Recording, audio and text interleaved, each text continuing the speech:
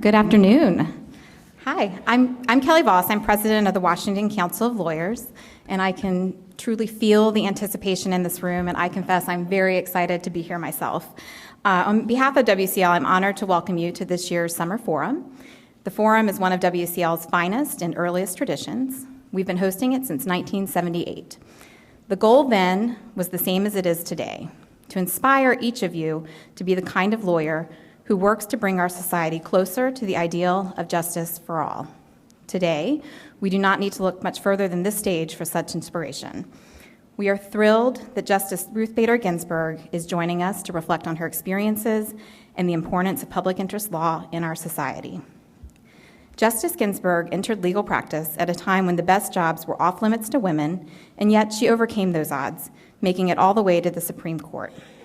On her way, she spent a considerable part of her legal career as an advocate for gender equality and women's rights. As a jurist, she's demonstrated that she remains wholly committed to fairness and equality. It's so very special to have you here with us, Justice Ginsburg. Thank you so much for coming. I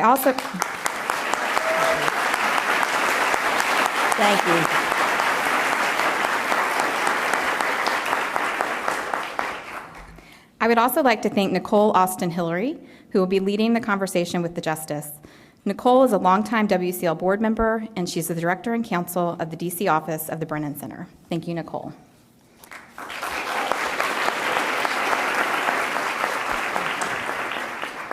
Before we begin the program, I just want to take a moment to talk to you about the Washington Council of Lawyers.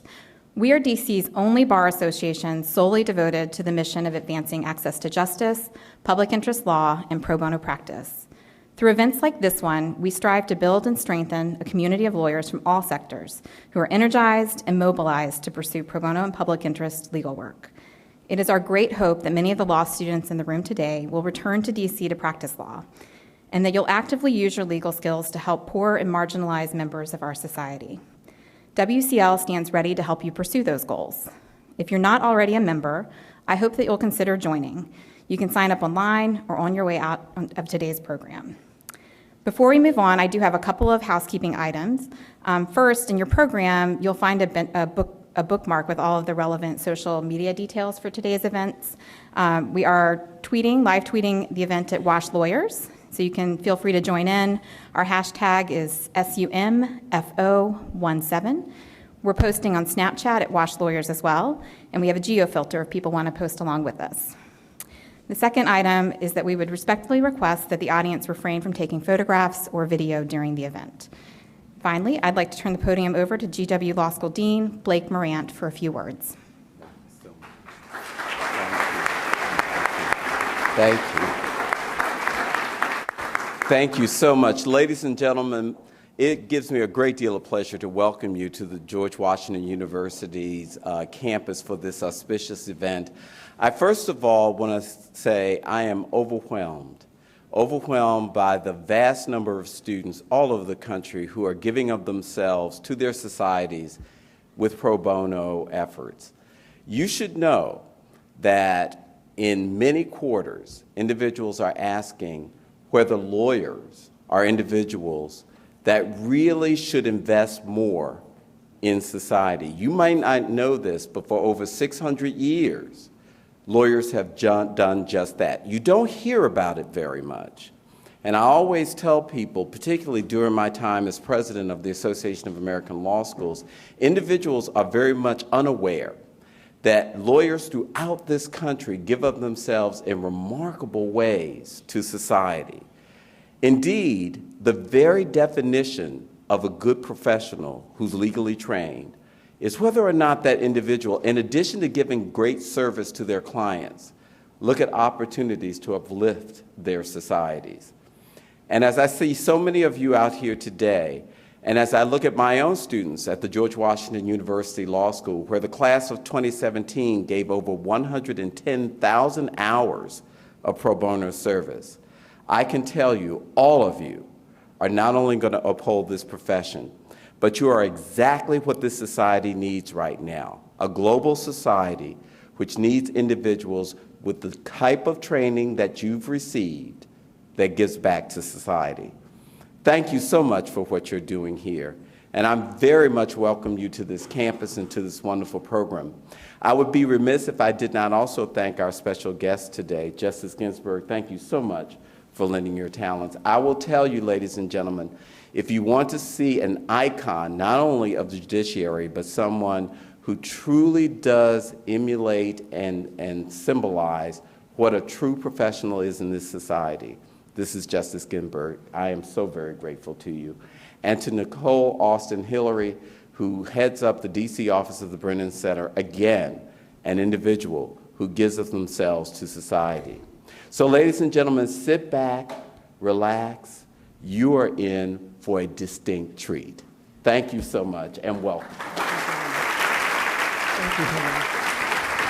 Thank you, Dave. Well, Justice Ginsburg, welcome. This is indeed a pleasure.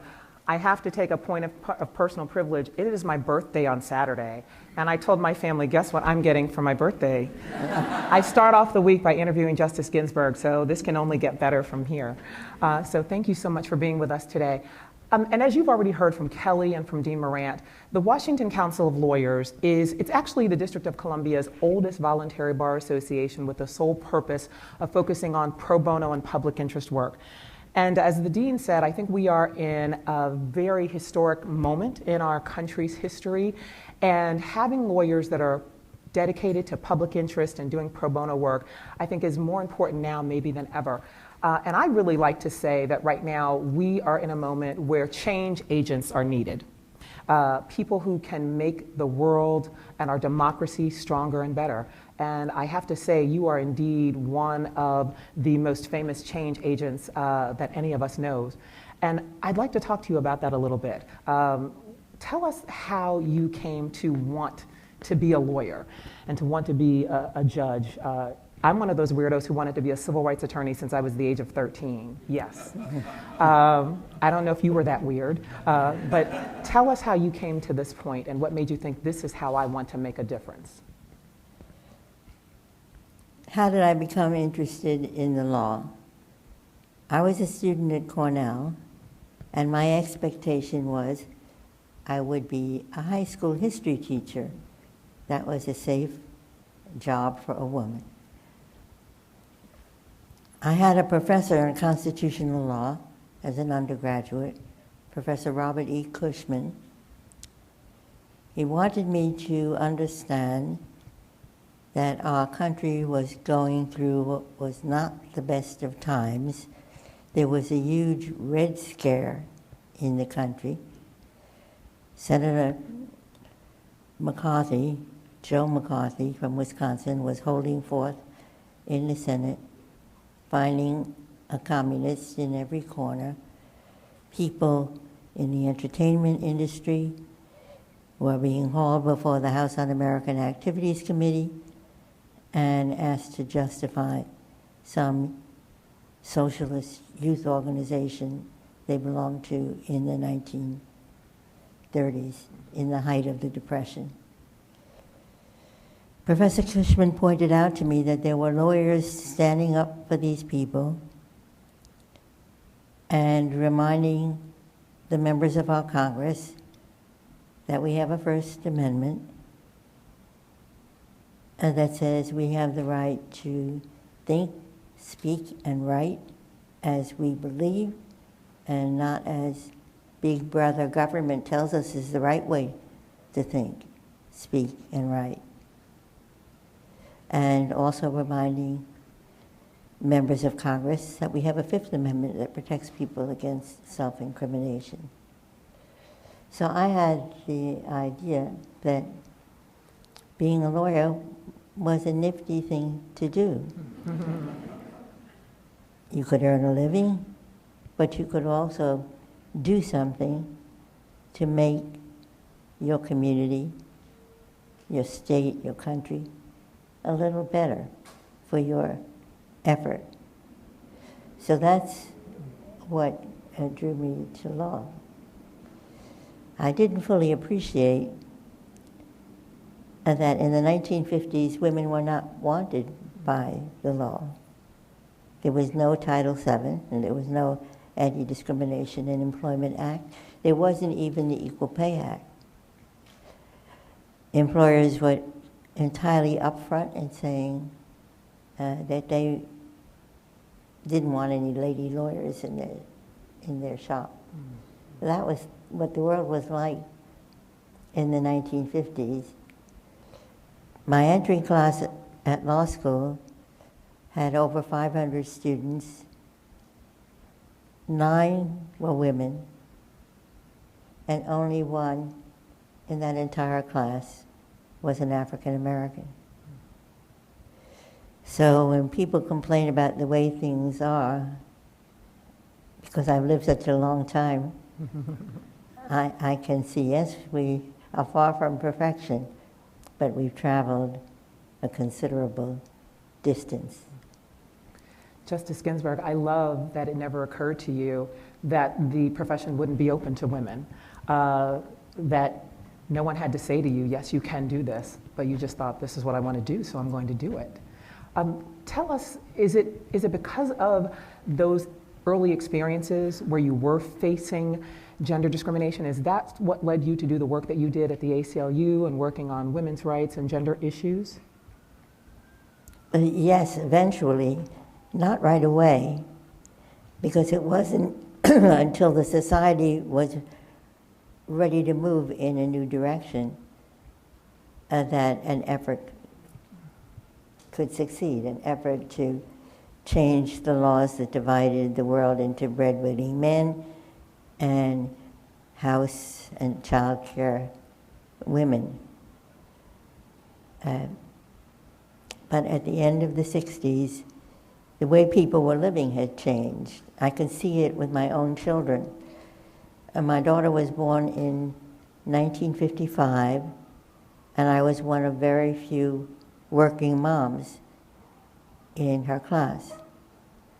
10 years later, in 1965, when my son was born, it was not at all unusual for a family to have 2 earners. So it wasn't until society was ready to accept that it was time to get rid of these explicit gender lines in the law. I've many times told the story of the turning point brief in a case called Reed v. Reed, decided by the court in November 1971. On that brief, the brief was written by Mel Wolf, the then executive director of the ACLU, and me, with a student team to help us from Rutgers, NYU, and Columbia. On that brief, we put 2 names, Dorothy Kenyon and Pauli Murray. These were women saying the same thing that we were saying in the 70s, but in the 40s, 50s, and even 60s, when the chances of success were nil. Dorothy Kenyon's mission was to put women on juries in every state in the Union. It may be surprising to some of you that in my growing up years, even my law school years, many states exempted women from jury duty. So that was Dorothy Kenyon's mission. Pauli Murray was a woman who was way ahead of her time in many ways. She wrote an eye-opening article. It was called Jane Crow and the Law, in which she pointed to all the laws that were barriers to women who wanted to aspire and achieve and do work that was then thought proper only for men. I love that they were so strategic in thinking about how we can create some of this change. That reminds me of a quote from someone who heavily influenced my legal education. I went to Howard Law School. And if you go to Howard, Charles Hamilton Houston and his strategies for lawyering are very prominent in your education.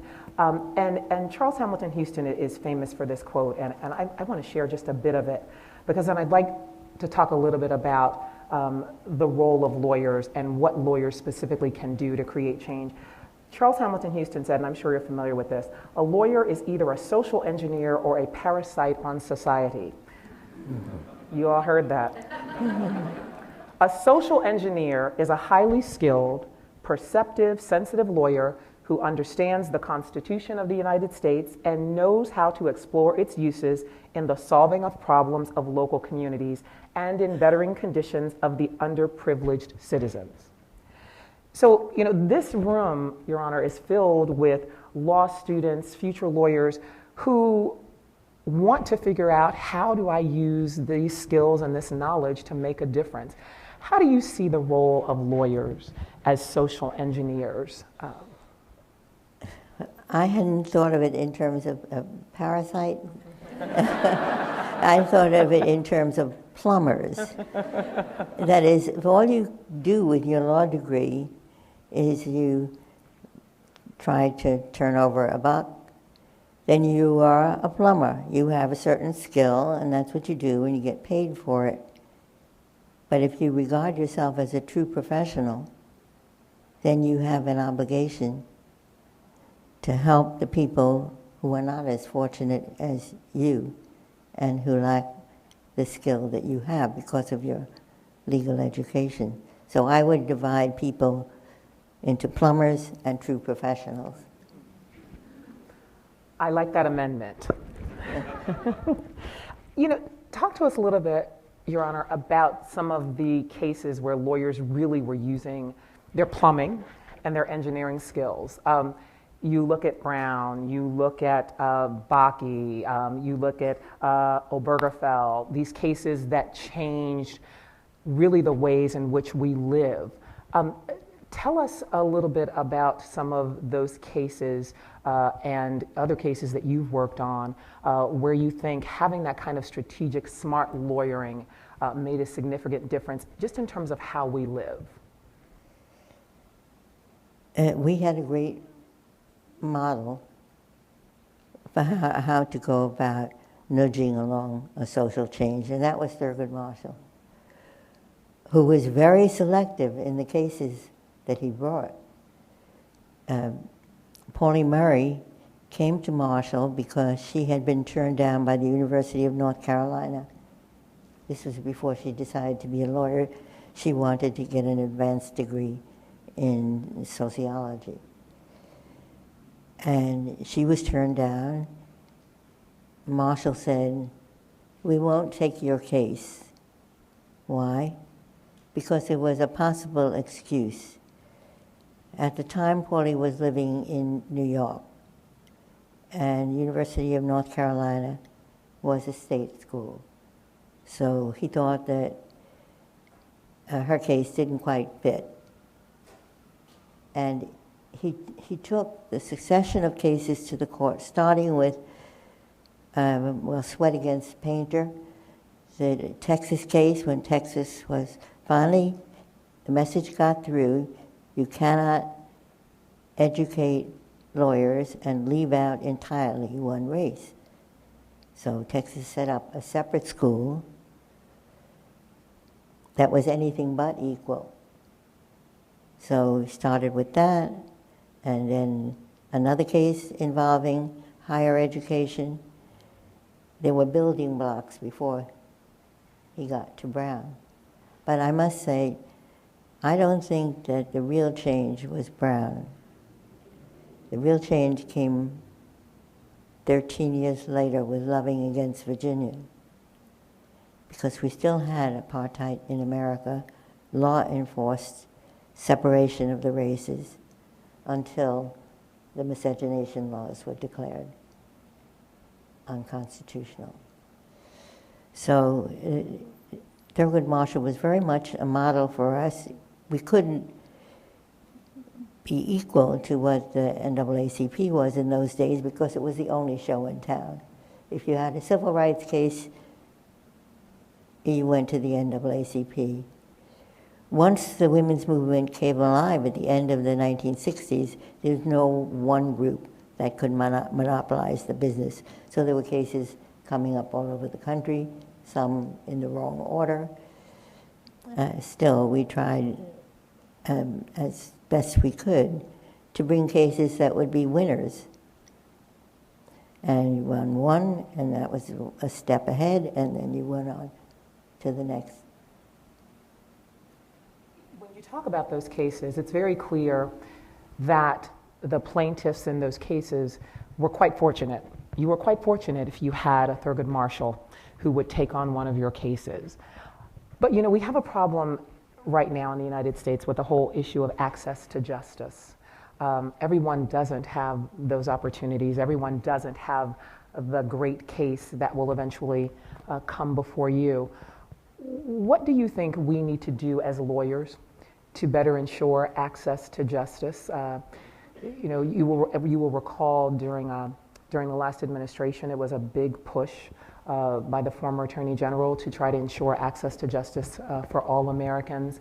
And we know that when we look at statistics about people whose cases actually get to go to court and about people who feel as though they're being heard and they have the opportunity to be heard, many people feel as though it's limiting and they don't have those options. What can we as lawyers do to try to ensure better access to justice? I can think of one, a judge in D.C., he was on the D.C. Circuit, David Bazelon. He launched the public defender office in New York with an excellent attorney, Barbara Babcock, in charge of it. But there was no public defender's office until then.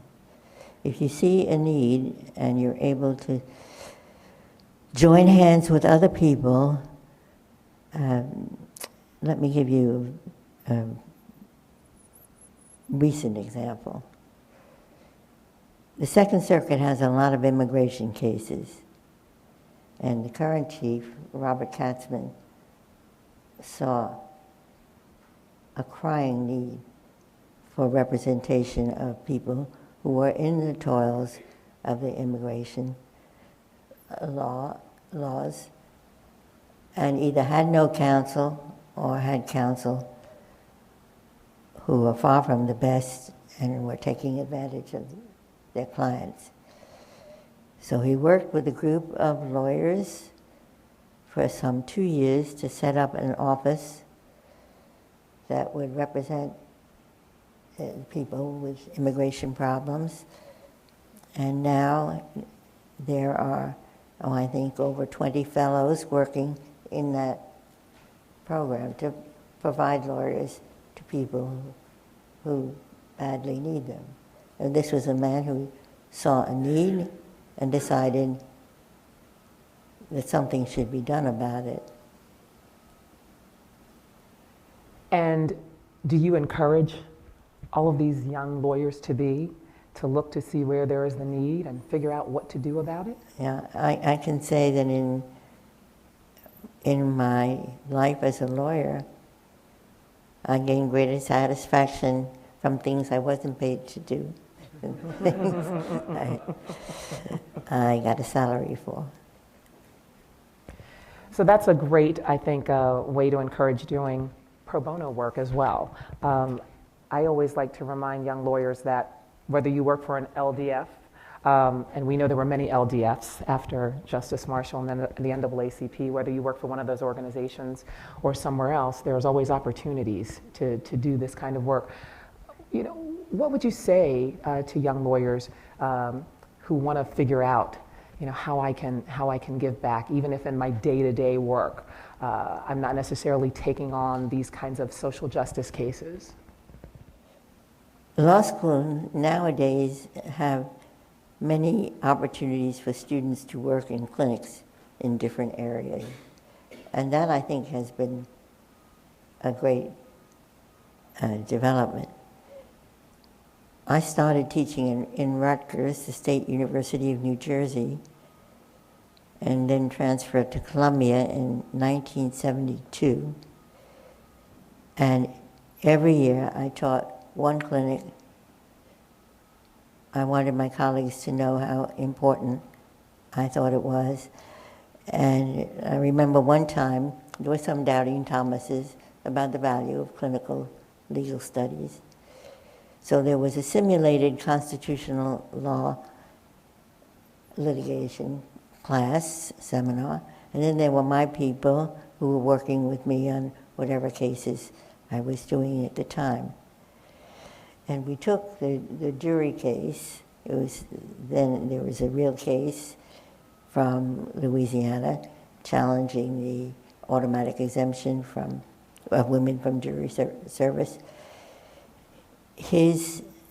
My colleague's seminar had a moot court competition with the students working with me, and the students working with me did ever so much better, because for them it was real. It wasn't simulated.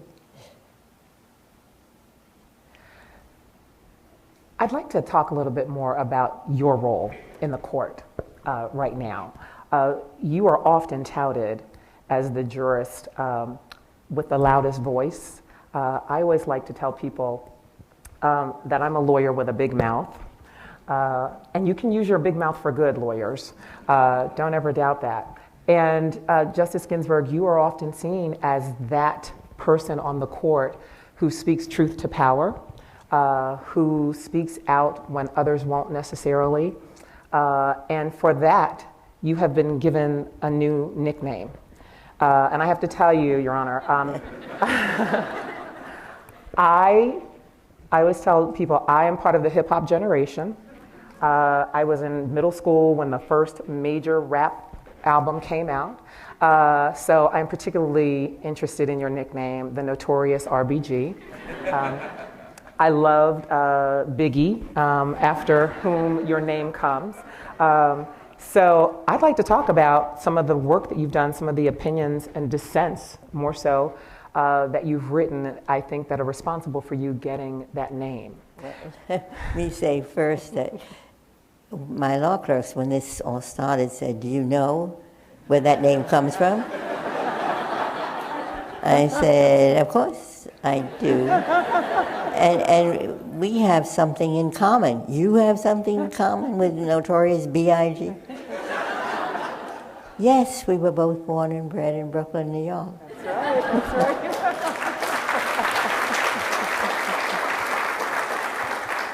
And I like the way this began. It began with a second-year student at NYU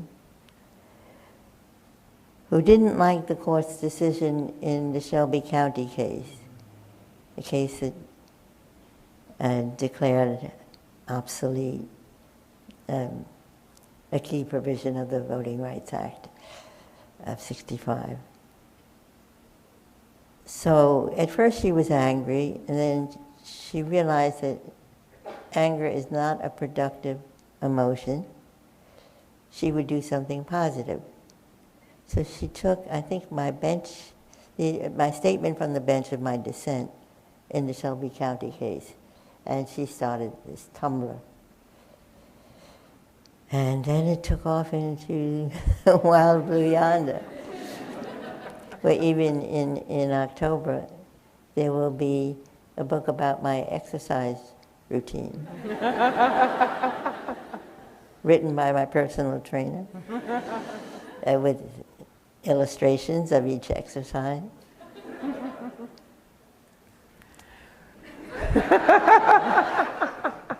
We'll get to that in a minute. Justice, talk to us about Shelby and about Ledbetter and Bush v. Gore.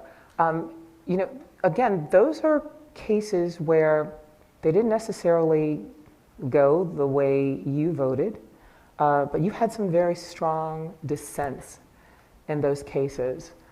Talk to us a little bit about why you felt as strongly as you did in any of those, that the court was going in a direction that was not necessarily in the best interest of the country. Bush v. Gore was an exercise in endurance for every member of the court.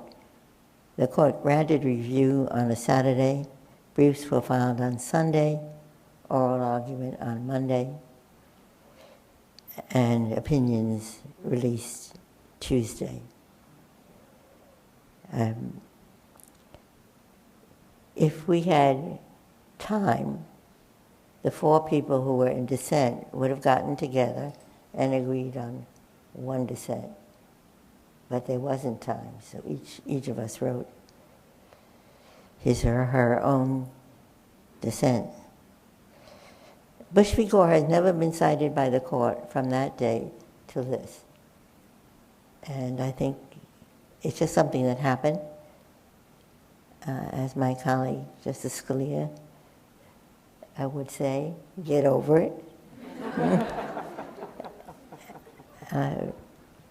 And we did. I mean, it was a tense atmosphere those 4 days. But then when the opinions were released, we went on to the January sitting and did the best we could preparing for it. Lilly Ledbetter's case is a statutory interpretation case. And I had a particular audience, it was Congress. I think most of you know this story. Lilly worked for a Goodyear tire plant. She was an area manager when she was engaged to do that job in the 70s. She was the only woman. And one day, someone put a slip of paper in her mailbox with a series of numbers. The numbers were the pay that every area manager was getting. And Lilly recognized immediately what the numbers meant. The most junior man, someone she had trained for the job, was earning more than she was. So she said, okay, I've had it, I'll sue. And she did, and she won a sizable jury verdict. When the case came to the Supreme Court, Goodyear argued, Lilly Ledbetter sued much too late. Title VII says you have 180 days to complain from the discriminatory incident. Lilly Ledbetter has been discriminated against for years. She's way out of time. And I pointed out what every woman of Lilly Ledbetter's generation knew. That is, if you're the first woman to do a job that up till then has been done by men, you don't want to be seen as a troublemaker. You don't want to rock the boat. And besides, suppose she had sued early on. Inevitably, the defense would have been, it has nothing to do with Lilly Ledbetter's being a woman. She just doesn't do the job as well.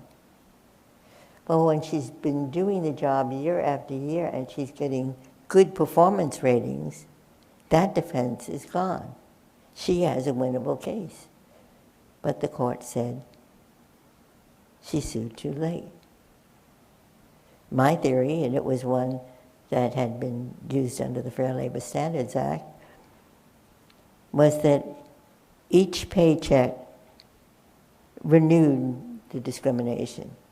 So she had 180 days to sue from every month's paycheck. The tagline of my opinion was, the ball is now in Congress's court to correct the error into which my colleagues have fallen. And in very short order, the Lilly Ledbetter Fair Pay Act was passed with overwhelming majorities, Republicans, Democrats.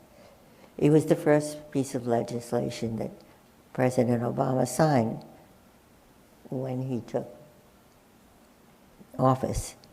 It was kind of a replay of an earlier experience I had had. This was before I was a judge.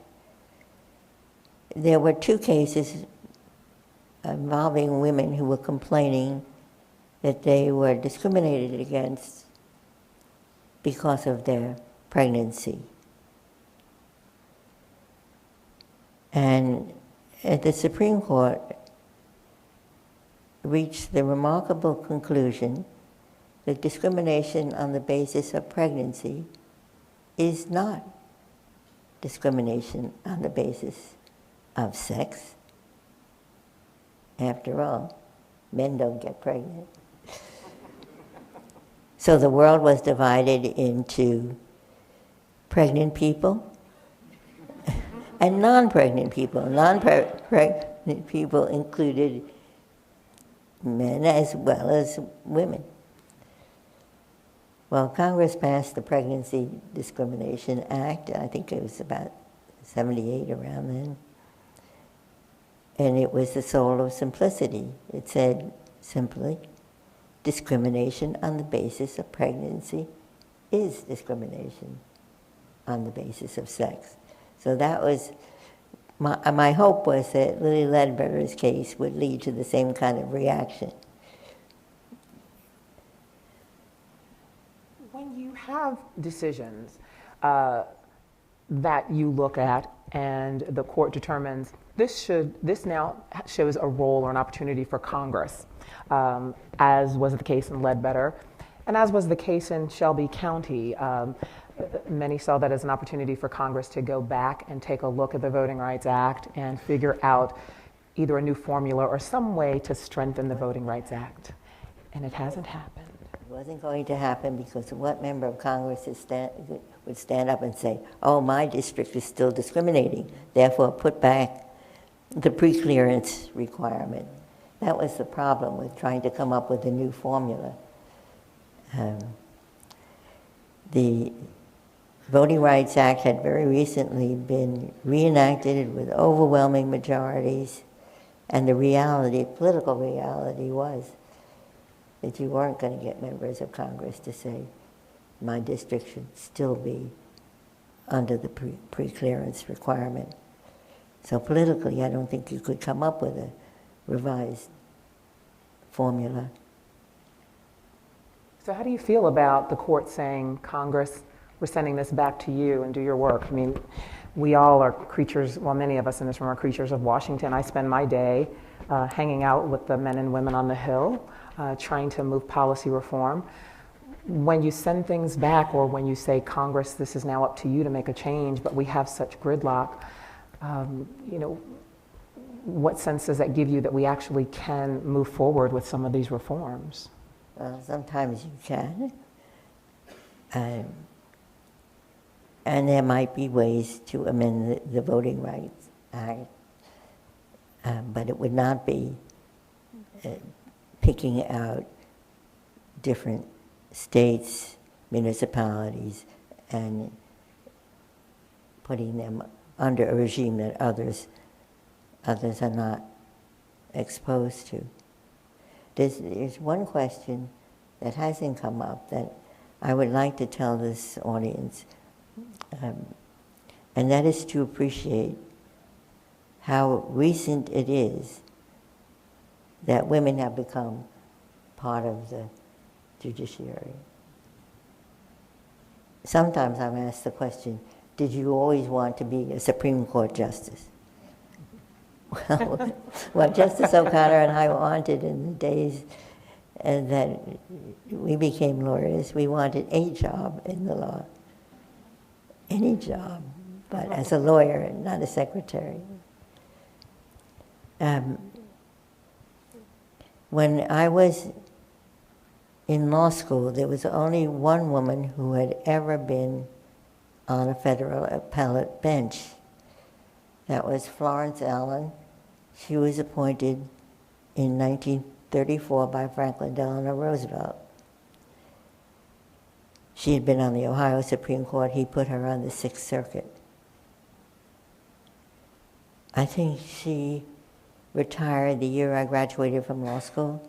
Then there were none, until 1968, when Shirley Hufstetler was named by President Johnson. Then Shirley became the first ever Secretary of Education in the Carter administration. and there were none again. And President Carter, who is not a lawyer, looked around at the federal judiciary and he said, you know, there's something wrong. They all look like me. That is, they were all white men. He was determined to appoint members of minority groups and women in numbers, not as one at a time curiosities. He had only 4 years in office. There was no vacancy on the Supreme Court for him to fill. But that president literally changed the complexion of the U.S. judiciary by appointing members of minority groups and women in numbers. So he appointed, I think, more than 25 women to federal district court judgeships and 11 to federal courts of appeals. And I was one of those lucky 11. No president ever went back to the way it once was. So Reagan, when he became president, he was determined to put the first woman on the Supreme Court. And he made a nationwide search.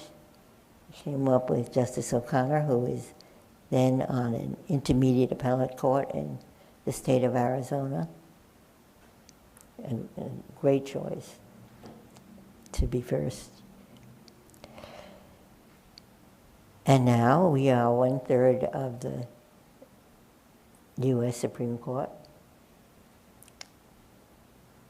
And not doing quite as well as Canada, where they had 4 women, including the Chief Justice. But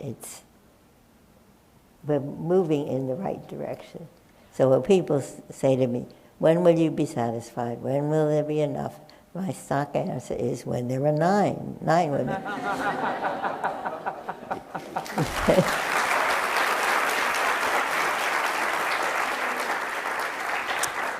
No one thought it was strange that for most of our country's history there were 9 men. So that's one change that I find exhilarating. Now it's not at all on. We've had women as chief judges of our courts of appeals.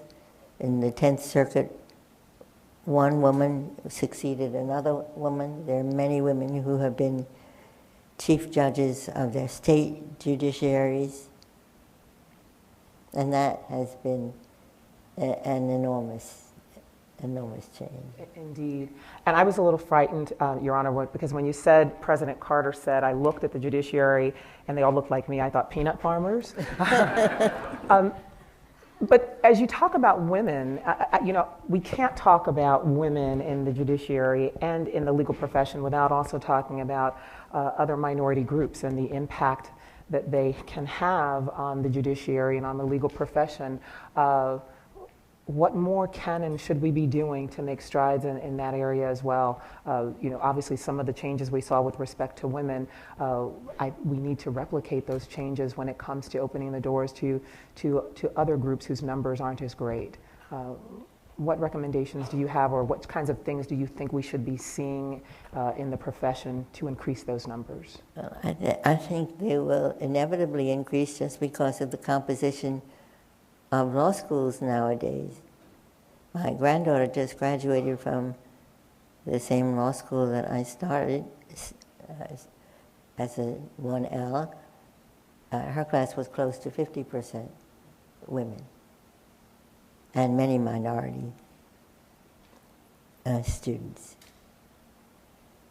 So the law schools are doing a much better job than they once did. Now, as we talk about how the profession can grow by having more diversity in terms of women and minorities, I think that brings us to the question of, all of these lawyers, these diverse lawyers, and the work that they will do. What is their role going to be as we continue in the 21st century? There's lots of discussion right now about our changing democracy. What advice do you have for lawyers, new burgeoning lawyers, as they are taking on all of the challenges that we face right now as a nation? What kinds of encouraging words do you have for them about ways that they can ensure that we make our democracy stronger and more effective? Well, I hope everything I've said up until now has been encouraging to you. But if you see a need, you're not going to be successful alone. But if you get together with like-minded people, that's why I think the Immigration Project of Chief Judge Katzman is so inspiring. And people who care and get together, they can make a difference. One of the questions that we got from the audience, because we gave people an opportunity to give us some questions a little earlier, also deals with changing our democracy. And one of those questions was, if you could take a magic wand and just single-handedly make one change to the Constitution, what would that be? It's easy. I was and remain a proponent of the Equal Rights Amendment. And why? People say, haven't you gotten to the same place by decisions under the Equal Protection Clause? My answer is, maybe so. But when I take out the Constitution and show it to my 3 granddaughters, I would like to be able to point to the statement that men and women are citizens of equal stature as being a basic premise of our society, not something that we extract from the Equal Protection Clause that became part of the Constitution in 1868, when some states hadn't yet enacted Married Women's Property Act. I would like it to be there as a basic statement that women really do count among the we people, which of course they didn't in the beginning. We the people was a very select group. They were white, they were male, and they owned property. But as I see, the genius of the Constitution is that over the course of the centuries, that notion of who comprises we the people has expanded so that the people left out in the beginning are now there. People once held in human bondage, Native Americans were not part of the political constituency. And then half the population, women. I think Thurgood Marshall once said that the Constitution he celebrates is not the one that was enacted in 1787, but what the Constitution has become in the course of sometimes turbulent decades and centuries. And looking at changes that might be made, many are curious about the future of capital punishment as being one of the major changes that may be coming. What's your opinion about that? What do you see the future of capital punishment as in this country? The only comment that I would make is that the incidence of capital punishment has gone down, down, down, so that now I think there are only 3 states that actually administer the death penalty. And not even whole states, but particular areas of states. It may depend on who is the district attorney.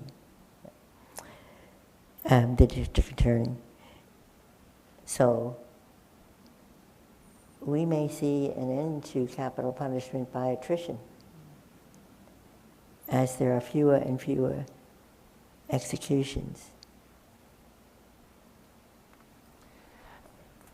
One curious question that several people have asked me, and that is, obviously the work that you do, that you've done throughout your career has been amazing, but some have asked me if the justice could do anything else, what might she do?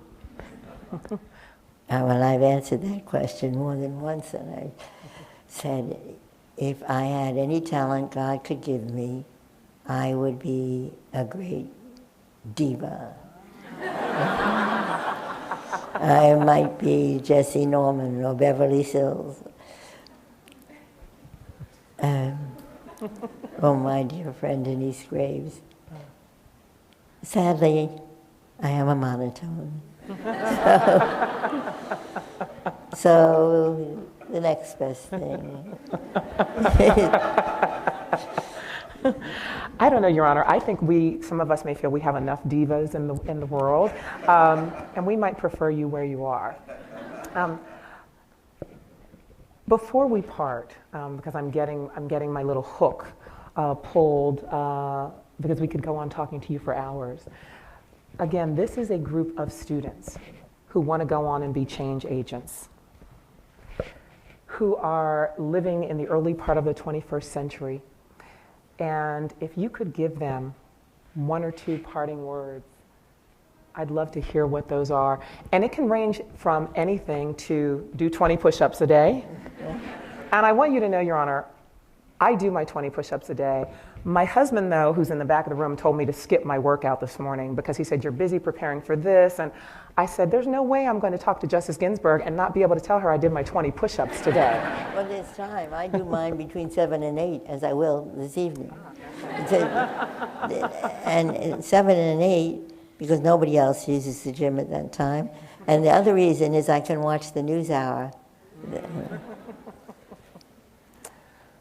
So one or two pieces of advice as they go off. And you should know, when they leave this big room hearing from you, they're going to go off into breakout panels where they're going to get to talk to practitioners about the kinds of lawyering that they're doing, whether it's government service, whether it is doing transactional work, or whether it's doing non-traditional legal work. So what one or two pieces of advice would you give them? I might borrow from the advice my dear colleague David Souter might have given. He thought it was very important for lawyers to do something, his expression was, outside themselves. Something, as I said before, that would make things a little better, that would help repair tears in the society in which you live. Do something outside yourself. And with that, Your Honor, we thank you so much for your time and your wisdom today.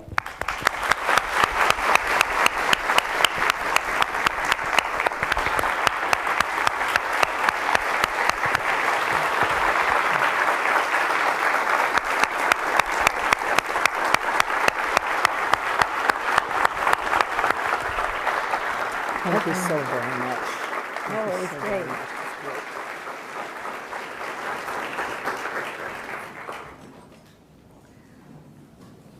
Thank you so much, Justice Ginsburg and Nicole, for that remarkable conversation and for allowing all of us to eavesdrop on what you were saying. My name is Nancy Lopez, and I'm the Executive Director of the Washington Council of Lawyers. I'm a big fan of music, and I was going to make a Notorious B.I.G. joke, but I'm going to skip it. My husband told me I should skip it. But I usually take Justice Ginsburg's advice on marriage that was given to her, and I'm a little bit deaf to his advice, which sometimes works out okay, because when I wrote to invite Justice Ginsburg to speak, she at first turned us down because the dates that we had selected were dates that she had a conflict. And I said, I am going to ask her to reconsider. And my husband said, no. This nice woman nicely told you no, and you should listen to her. But I was a little bit deaf, and I asked if she would, instead of coming in June when we normally hold our summer forum, if she would join us today, and I'm so glad I did. Very good, Nancy.